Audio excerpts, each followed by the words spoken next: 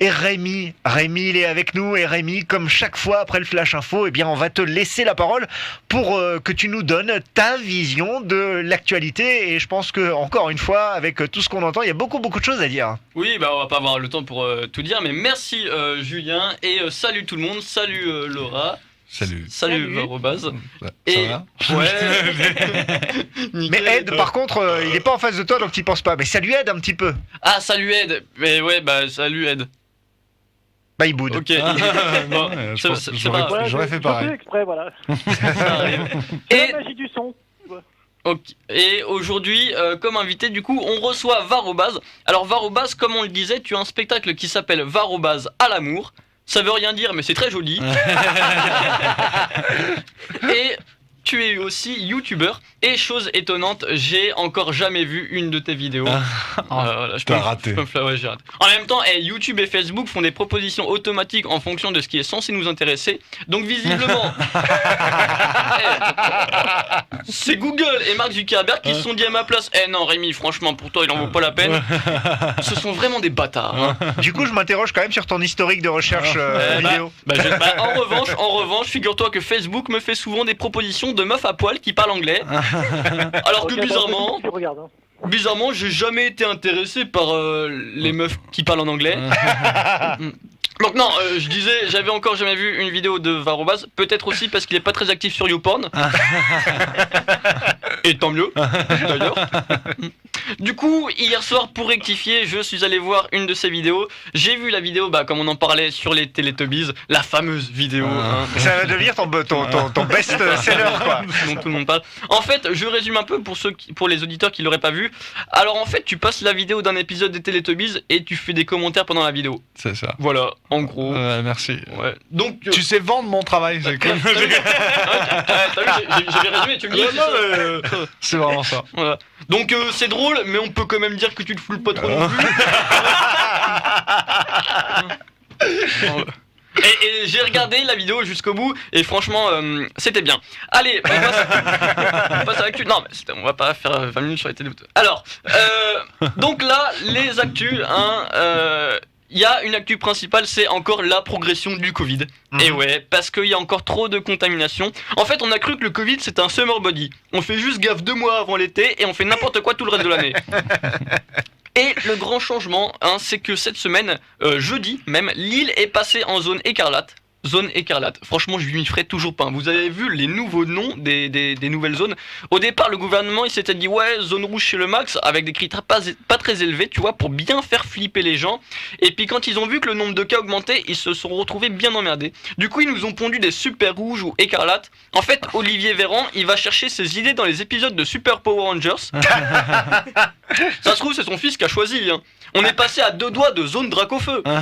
Ruine pas mon enfance avec les Power Rangers. Ne ruine pas mon enfance, attention. Et si regardez les vidéos de Varobaz, ça aurait pu être zone Tiki Winky et zone Po.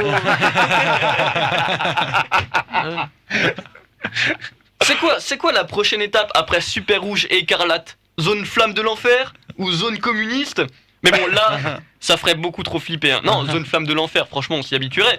Mais zone communiste, après, avec cette histoire de zone et de couvre-feu, on va avoir des vieux réflexes. Un jour, on va vouloir se retrouver à vouloir passer en Suisse sans savoir pourquoi.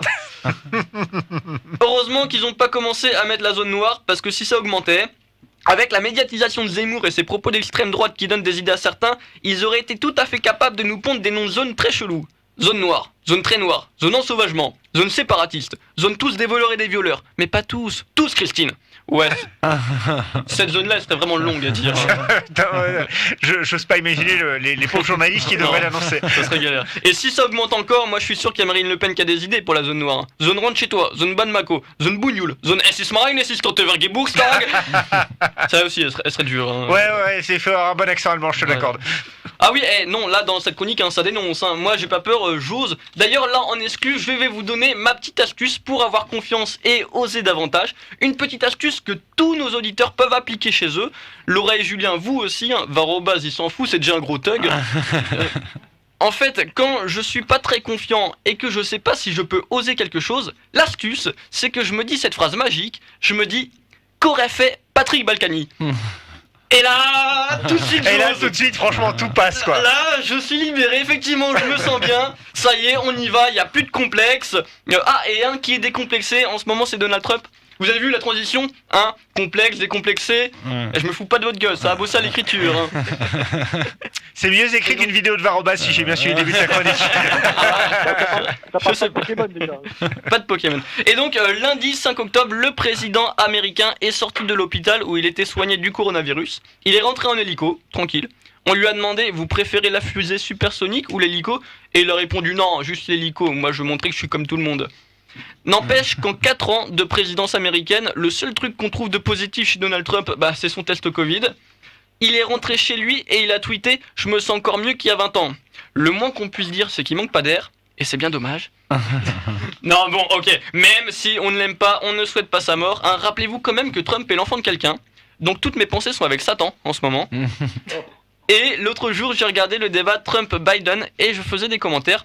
Du coup, je faisais un peu pareil que Varobas avec les Télétobies. Voilà, tu juges, mais tu fais pareil. Mais ouais, grave. Mais bon, là, c'était plutôt les Téléteubés. Hein. Ils racontaient autant de conneries, mais eux, ils étaient pas éclairés par un soleil en forme de tête de bébé. Ça perd tout son charme. Hein. On devrait mettre ça à l'Assemblée, franchement, à la place du lustre. Ça aurait de la gueule. Hein. J'avoue. Et pour ceux qui ne l'auraient pas vu, voici un petit résumé du débat que je vous ai traduit. Alors, j'ai essayé d'être le plus fidèle possible dans ma traduction. Trump, vous dites des mensonges. Biden, c'est pas vrai. Trump, si tu mens. Biden, c'est celui qui dit qui est. Trump, j'ai mon bouclier magique, ça revient sur toi. Biden, je vais le dire. Voilà, en gros. Et le pire, c'est que t'as pas inventé grand-chose dans cette chronique. Mais en plus, vous avez pas le plateau de télé cette semaine en France, c'était exactement ça, mais littéralement presque. Ouais, franchement, j'ai essayé d'être le plus fidèle possible. Hein. Au milieu, il y avait le présentateur qui était là, et on aurait dit un arbitre qui comptait les points. Franchement, tu lui imitais une chaise haute et on se serait cru à Roland Garros. Avantage, Biden. Et là, on va terminer cette chronique par une devinette. Est-ce que vous savez quelle est la différence entre Trump, Zemmour et Varobas? Il y en a un des trois qui est drôle. Alors, oui, mais bon, si vous savez pas, c'est qu'ils te prennent pour un mégalo xénophobe, donc c'est pas...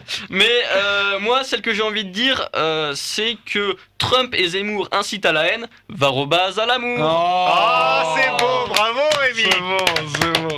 Rémi qui flingue l'actu chaque semaine et qui en plus réussit à lier tout ça à nos invités. Vraiment quel talent Rémi, non, vraiment bravo pour cette chronique.